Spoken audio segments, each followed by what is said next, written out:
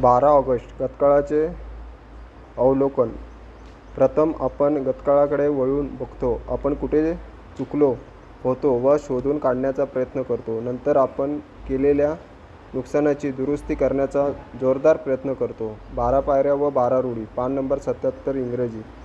नवनीतम आणि भावना.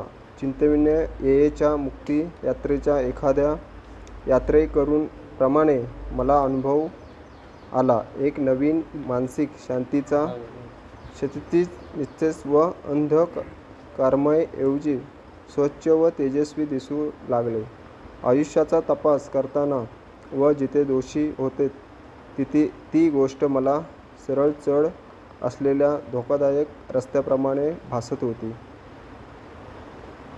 थपकून मागे वळून पाहणे हे कलेशकारक काम होते.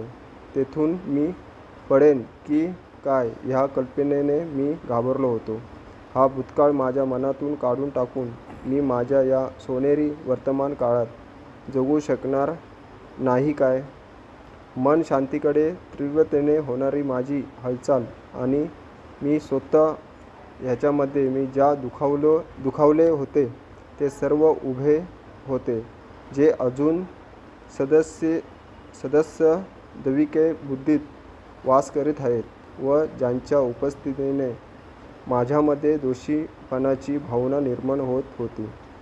त्या सर्वांना सामोरे जाण्यासाठी मला धैर्यासाठी प्रार्थना करावी लागली. मी काय नुकसान करून ठेवले आहे ते मला बघावे लागले आणि चुकांच्या दुरुस्त्या करायला तयार झालो आणि मगच माझा चैतन्याच्या दिशेने प्रवास सुरू होऊ शकला. पान नंबर 225.